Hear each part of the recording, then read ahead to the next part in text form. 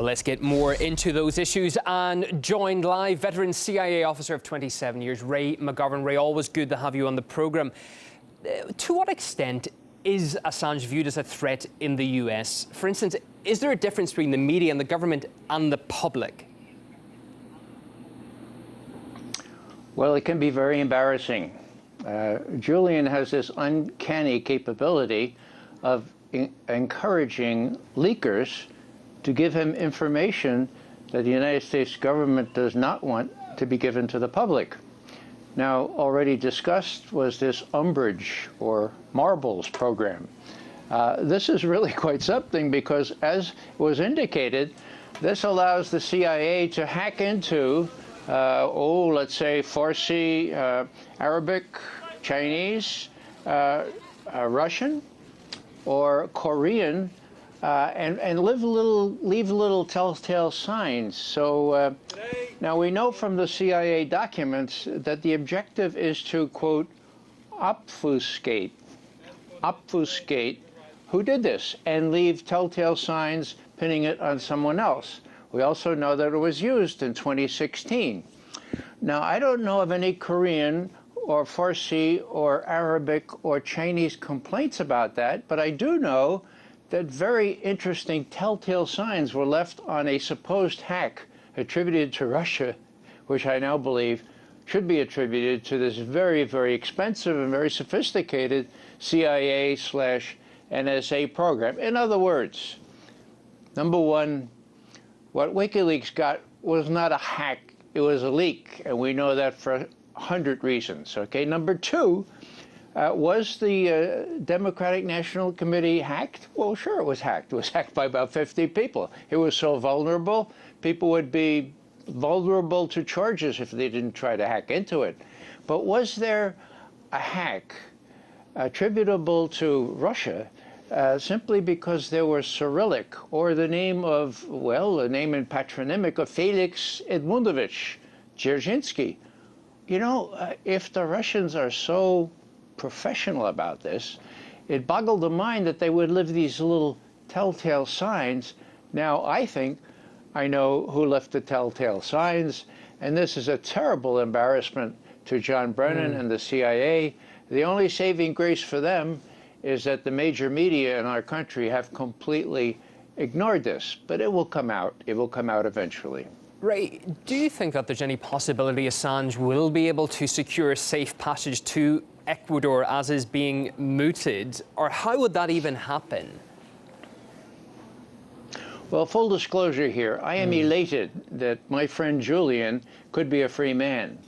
Now, it all depends on whether the British obey the law or not, whether they consider the UN obsolete or quaint, as they did before the invasion of Iraq, where they went in there with the U.S. because the U.S. said so, and they saluted. And it was a war of aggression as defined by Nuremberg. Now, I have to say that realistically speaking, I expect Theresa May to say, may I? May I do this? May I do that? And I expect the Trump administration to say, no, you may not. No, you may not. So I have to temper my elation today with a good degree of skepticism that the British will think that UN resolutions and findings are of any consequence. Assange's supporters are concerned that the CIA may be able to extract him by means other than extradition. Is that possible in your eyes? Well, again, this will strain credulity. But if the CIA went to its pals in London and said, look, we're going to do this, the president wants it done, Pompeo wants it done, the question is, would MI5, would the British government say, oh, okay, and salute as they almost always do? I don't know. And that speaks volumes. The fact that I can't tell you whether the British would allow that or not, I just can't say. And that is a real concern to all of us who are friends of Julian. Sure, and there's another big picture at play here, isn't there? Because Assange says that extradition threats restrict press freedom, because if you're if you've got a threat of going to jail, you're most likely not going to take that extra risk, or maybe I'm wrong in saying that, but there is a threat hanging over your head. It's not a nice prospect. Just your thoughts on that. Well, I've had a personal experience of this. 6 years ago, I was on CNN for the last time, and the whole campaign was to brand Julian Assange a terrorist, not a journalist, mind you, but a terrorist. Now, I acquitted myself pretty well during those 5 minutes. The other fellow who interviewed me, Don Lemon, I thought he acted pretty much like a lemon, and yet he got promoted. He has his own show now at the end of the day on CNN. So you tell me whether CNN and our mass media would support the U.S. government were they to land special forces on top of that little walk-up embassy in London or not. I hope not, but if they wanted to do it, it's an open question as to whether Theresa May would say, yes, you may, or no, you may not. You know Julian Assange, Ray, on a personal level.